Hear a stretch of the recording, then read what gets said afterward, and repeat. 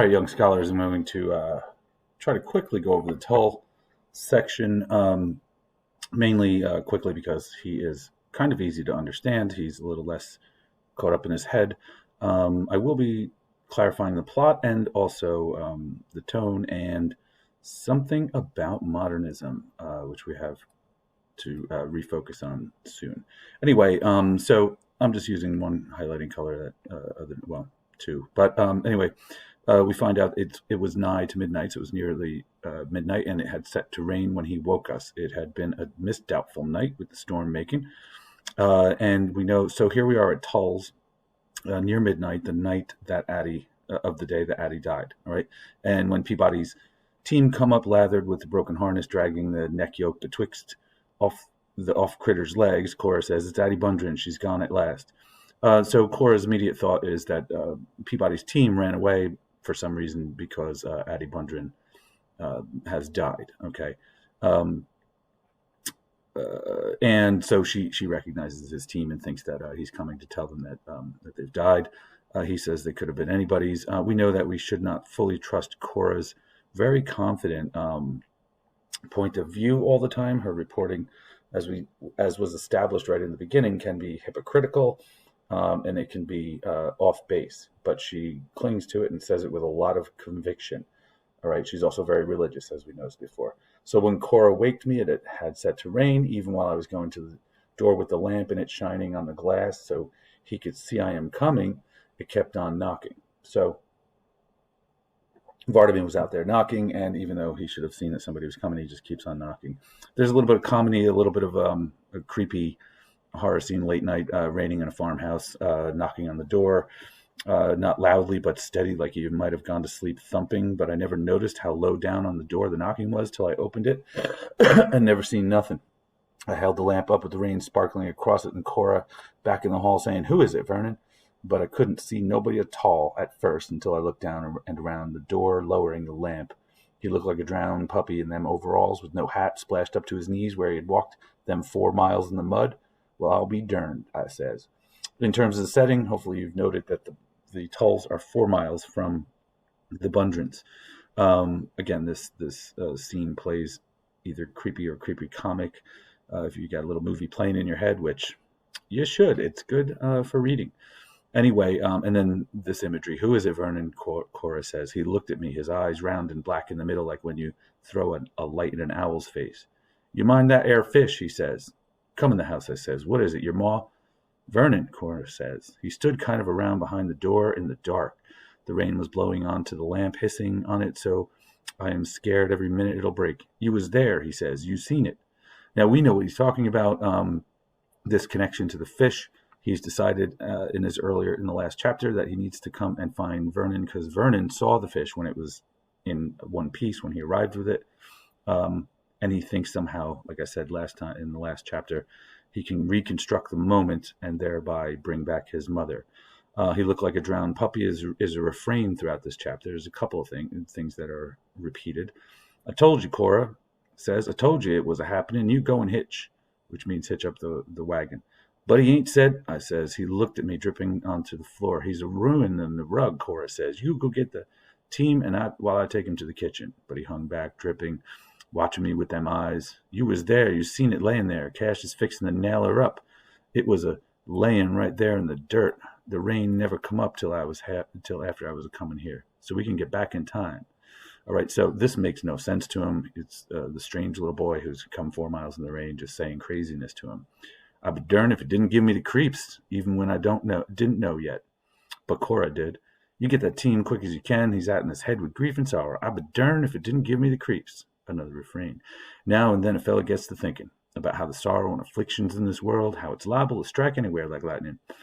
I reckon it does take a powerful trust in the Lord to guard a fellow, though sometimes I think that Cora's a mite overcautious, like she was trying to crowd the other folks away and get in closer than anybody else. But then, when something like this happened, I reckon she is right, and you got to keep after it, and I reckon I am blessed in having a wife that never ever strives for sanctity and well-doing, like she says I am." So, kind of a backhanded compliment, maybe, or basically saying, I think my wife is a little bit too much of a busybody up in everybody's business. But when somebody dies, and she's right that somebody died, they can be there to help, and he's thankful. Whether he's sarcastic there or not, it's hard to say. Now and then, a fellow gets to thinking about it. Again, another refrain. Not often though, which is a good thing. And basically, here he talks about how you shouldn't think too much. I've said, and I say again, it's that's ever living thing the matter with Darl. He just thinks by himself too much. Cora's right when she said he needs a wife to straighten him out. Uh, and so again, he's commenting on Cora, how sometimes she's a little much, but maybe she's right. All right, when I come back to the house with the team, they was in the kitchen. I can't get nothing out of him except about a fish, she says. It's a judgment on them. I see the hand of the Lord upon this boy for Aunt's Bundren's judging and warning. Now, this is where this becomes something they talk about. It's a judgment, is something she says later. Here it is. It's a judgment on Aunt Bundren. May it show him the path of sin he is a trotting. When we talked about modernism, this idea that this has two elements to it. One is moving from maybe a more religious worldview where you're part of the drama of the Bible of good versus evil. God is involved in your whether your crops survive or not, whether your children are healthy or not. As religious as people are now, and well, maybe not. There are probably still people like this. We generally don't. Science has invaded our thinking. So, for example, and this is how someone like Sigmund Freud figures into this stuff. Not only because Freud describes the subconscious and the unconscious drives and motivations, and that's what Faulkner tries to describe here. Faulkner also has a bit of illustrates or dramatizes the Oedipal complex, which is something we can talk about some other time. It's too much if you know what it is. You might recognize it with Jewel, who wants to kill everybody and just stand on a mountaintop with his mommy. His love is a little bit Oedipal. That's Oedipal. Anyway, so here, instead of, so most of us would, as modern people or postmodern people, would think if a child is messed up, it's the parents' fault, that it's the way they raised them. That's a Freudian idea. And this is sort of a shift in modern thinking where we don't understand her thinking. Her thinking is that I see the hand of the Lord upon this boy for Aunt Bundren's judgment and warning. A crazy child for her is not a some child or a damaged child or whatever she sees him as, is not the result of bad parenting. He is a punishment for Ants. Ants is sort of the main character as the man of the house, and God is punishing Ants for being the way Ants is by giving him a messed up child. All right, this is a religious worldview that's very patriarchal. I say that because Ants is the man, so he's the main character, and all that Vardaman is a punishment on Ants. Very biblical kind of stuff. Okay, so there's a major shift in the way that we think these days, and this is what I'm talking about, like these influences. Nobody's walking around talking about what you call it, Sigmund Freud. You've just naturally absorbed the concept of parental influence on a child's well-being, and that's not the strongest science. Freud wasn't really scientific, but it's more scientific than the idea that it's a judgment when you have a kid that's messed up. All right. He keeps saying it was laying right there yonder, but the rain came up and take it after I'd taken and left, so I can go and open the windows because Cash ain't nailed her up. Ain't nailed her yet. Now we have the shift here. They arrive, so I've colored it blue. It was long past midnight when we drove the last nail, and almost dusk dawn when I got back and taken the team out and got back in bed with Cora's nightcap laying on the other pillow. So they get up there. They help drive the last nail, obviously, into the coffin. And you can still hear Cora singing, who sang all the way up there. It was nigh toward daybreak when we drove the last nail and toted it into the house. All right, so this must be the last nail he drove at night, but they still had to drive more nails in the morning, and toted it into the house where she was laying on the bed with the window open and the rain blowing on her again. So her corpse has been lying there all night with the window that doesn't quite close, blowing in and getting her wet. And the next morning, all right, so we're up to the next day, they found him in his shirt tail, laying asleep on the floor like a felled steer, and the top of the box bored clean full of holes, and Cash's new auger broke off in the last one. When they taken the lid off, they found that two of them had bored on into her face. If you didn't register what that was, they found him in his shirt tail laying asleep on the floor like a felled steer. That is the person who is worried that she's going to be nailed up in it and she won't be able to breathe. An auger is a hand tool that you use to drill. You kind of crank it and it drills holes. So what has happened is Vardaman, in the middle of the night, drilled holes into the coffin so that Aggie could breathe, so that Addie, his dead mother, could breathe. And when they taken the lid off, because they saw the holes, they found that two of them had bored into her face. So that's a little disturbing.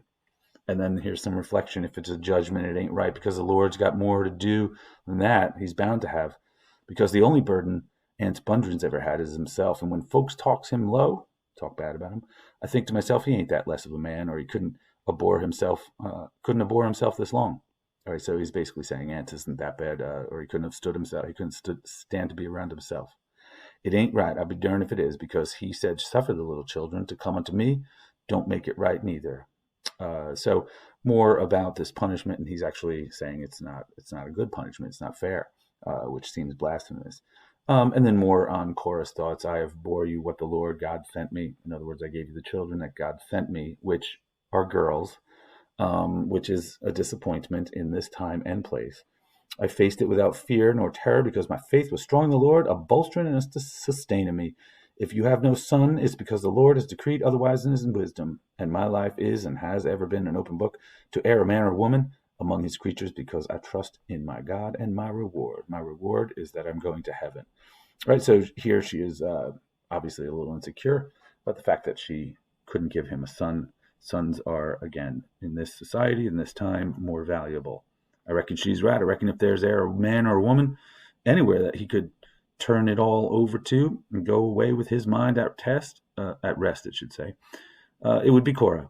And I reckon she would make a few changes no matter how he was running it. And I reckon they would be for man's good.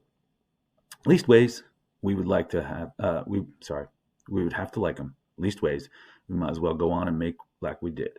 So this is a little bit of dig on his over the top wife, who always has an opinion and is always very confident. He's basically saying God could turn over the world to, if he wanted to go take a break, he could leave it with Korah. But of course, Korah would make a few changes, and if they'd probably be for humanity's good. And if they weren't, we'd have to like them. And if we couldn't like them, we'd have to at least make do. We'd have to pretend that we did. So a little bit of dig on his wife there. All right. So next chapter is Darl, page 49. That is regardless of the pages in the study guide. I'm going to stop here.